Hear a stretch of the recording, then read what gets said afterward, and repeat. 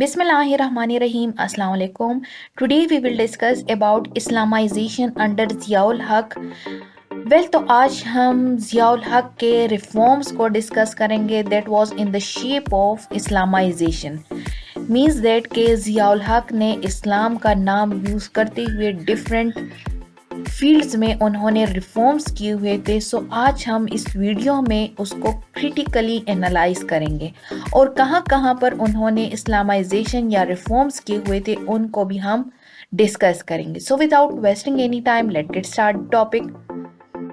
तो अगर हम पिछले हिस्ट्री पर नज़र डालें तो जब हम अपने लिए एक सेपरेट होमलैंड की डिमांड कर रहे थे तो हम वो किस चीज़ की बुनियाद पर कर रहे थे, वो हम एक इस्लामिक आइडियोलॉजी के बेस पर हम अपने सेपरेट होमलैंड के लिए डिमांड करते जा रहे थे. ठीक है, जिसमें हमें क्या चाहिए था, हमें एक सेपरेट स्टेट चाहिए था जहां पर हम इस्लामी उसूलों, इस्लामी तालीमात के मुताबिक ज़िंदगी बसर कर सकें.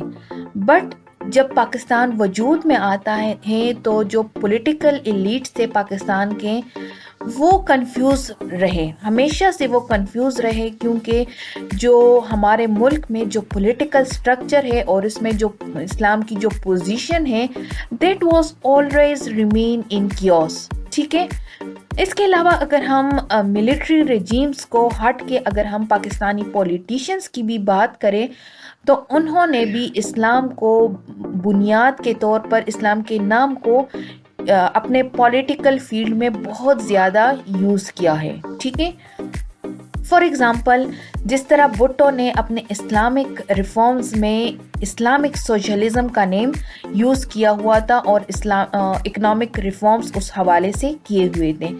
इसी तरह सिमिलरली ज़िया ने भी इस्लाम का वर्ड यूज़ करते हुए या अपने मिलिट्री रेजीम को लेजिटिमाइज करते हुए या प्रोलॉन्ग करते हुए क्या किया, इस्लाम का वर्ड यूज़ किया था. ठीक है, so in this regard Ziaul हक क्या करते हैं, वो एक प्रोसेस स्टार्ट करते हैं इस्लामाइजेशन का पाकिस्तान में.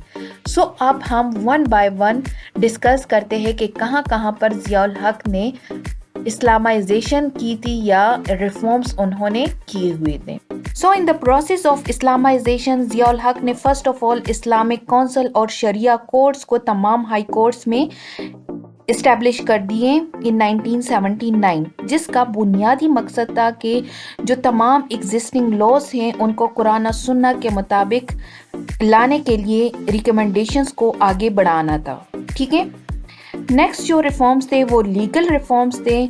सो the legal reforms of Zia were consist of three types कौन से थे, एक स्ट्रक्चरल रिफॉर्म, दूसरा प्रोसीजरल रिफॉर्म्स और थर्ड जो था वो क्रिमिनल रिफॉर्म्स थे. ठीक है, so in order to this क्या हुआ कि 10 फरवरी 1979 को ज़िया ने 4 ऑर्डिनेंसेस इशू कर दिए जिसको कलेक्टिवली कहा जाता है हदूद ऑर्डिनेंसेस. ठीक है, इन हदूद ऑर्डिनेंसेस के मुताबिक क्या किया जाने लगा कि डिफरेंट पनिशमेंट प्रिस्क्राइब किए गए डिफरेंट जराइम के लिए.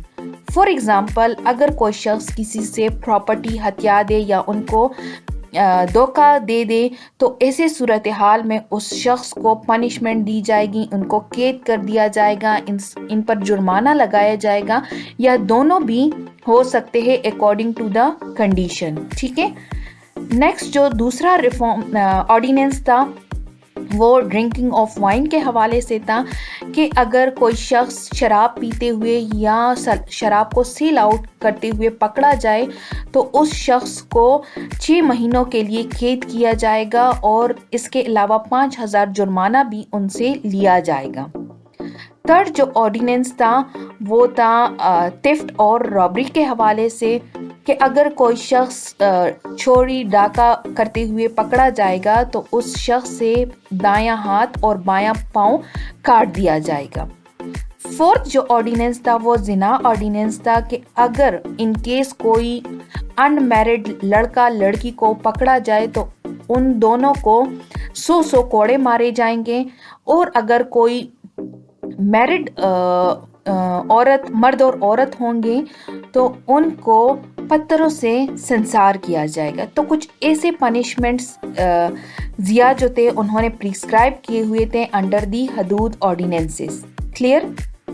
नेक्स्ट जो रिफॉर्म्स थे वो इकोनॉमिक रिफॉर्म्स थे। So to Islamize the economic system of Pakistan, Zia ने ज़कात और उशर ऑर्डिनेंसेस 1980 में इशू कर दिए, जिसमें ना सिर्फ जो आम आवाम थी वो ज़कात और उशर देंगे, बल्कि इनमें तमाम जो इस्लामिक इंस्टीट्यूशंस थे, ऑर्गेनाइजेशंस और एसोसिएशंस थी वो भी शामिल थी। सो अकॉर्डिंगली ज़कात जो थे वो annually on the first day of Ramzan तमाम बैंक अकाउंट से डिडक्ट होंगे ऑन द बेसिस ऑफ 2.5%, और उन बैंक अकाउंट से डिडक्ट होंगे ये 2.5% का ज़कात जिनकी बैंक बैलेंस 3000 से अबव होगी। क्लियर। इसके अलावा उशर के लिए जो लिमिट रख दी कि ज़मीन की पैदावार में से 10% उशर जो होगा वो दिया जाएगा एनुअली। नेक्स्ट था सोशल रिफॉर्म्स। सोशल रिफॉर्म्स के हवाले से ज़िया ने क्या किया कि उन्होंने जो जितने भी रिफॉर्म्स किए that were under the umbrella of निज़ाम मुस्तफ़ा। उन्होंने सोसाइटी में गैम्बलिंग पर पाबंदी लगा दी। इसके अलावा वो तमाम चीज़ें जिससे सोसाइटी में न्यूडिटी, बेहयाई फैलती है, उन पर पाबंदी लगा दी। फॉर एग्ज़ाम्पल पाकिस्तान में मीडिया पर पाबंदी लगा दी कि जो अन इस्लामिक प्रोग्राम्स है वो टीवी और रेडियो पर नशर नहीं होंगे। इसके अलावा न्यूज़ को अरेबिक ज़ुबान में देना कंपल्सरी करार दिया जाने लगा। जो टीवी या रेडियो पर जो फीमेल एंकर्स होंगी उनको पाबंद बनाया गया कि वो अपने सरों पर दुपट्टा पहनेंगी, वो अपने सरों को कवर करेंगी। इसके अलावा चादर पहनना औरतों के लिए ज़रूरी करार दिया गया। इसके अलावा निज़ाम सलात के हवाले से ज़िया ने टीवी और रेडियो के लिए ज़रूरी करार दिया गया कि वो पाँचों टाइम जो नमाज का टाइम होगा उन पर अजान दी जाएगी। इसके अलावा और भी इंस्ट्रक्शन इशू कर दिए गए रिगार्डिंग दी निज़ाम सलात के बाकायदा तमाम जो इंस्टीट्यूशंस होंगे, चाहे वो सेमी गारमेंट हो या गारमेंट हो, तमाम इंस्टीट्यूशन में ऑब्ज़र्व किया जाएगा प्रेयर्स को। ठीक है। इसके अलावा अरेंजमेंट्स बाकायदा होंगी, जो ज़ोहर की नमाज होगी उनके लिए अरेंजमेंट्स की जाएंगी।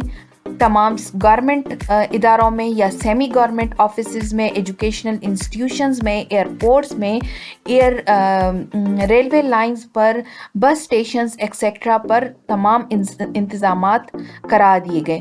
सो ये थे तमाम सोशल रिफॉर्म्स जो कि ज़िया ने करवाए थे। लास्ट है एजुकेशनल रिफॉर्म्स। सो ज़िया के दौर में भी एजुकेशनल फील्ड्स में रिफॉर्म्स हुए थे। So in order to this Zia ने क्या किया कि न्यू इंस्टीट्यूशंस को इस्टेब्लिश कर दिए। For example Islamic international university of Islamabad, sharia training institutes and various other उलमा ट्रेनिंग इंस्टीट्यूट्स उन्होंने इस्टेब्लिश किए हुए थे। इसके अलावा उन्होंने तमाम जो सिलेबस थे, जो करिकुलम थे, उनको मॉडिफाई किया ताकि उसमें अरेबिक और इस्लामिक स्टडी की इम्पोर्टेंस को बढ़ाया जा सके।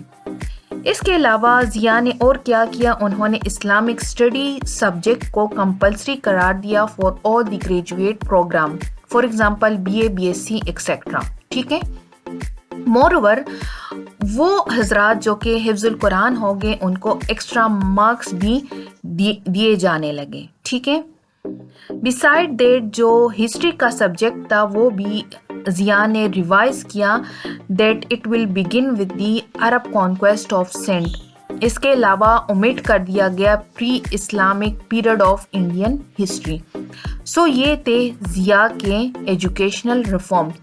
अब लास्ट में हम ज़िया का जो इस्लामाइजेशन था उसको हम क्रिटिकली एनालाइज करते हैं।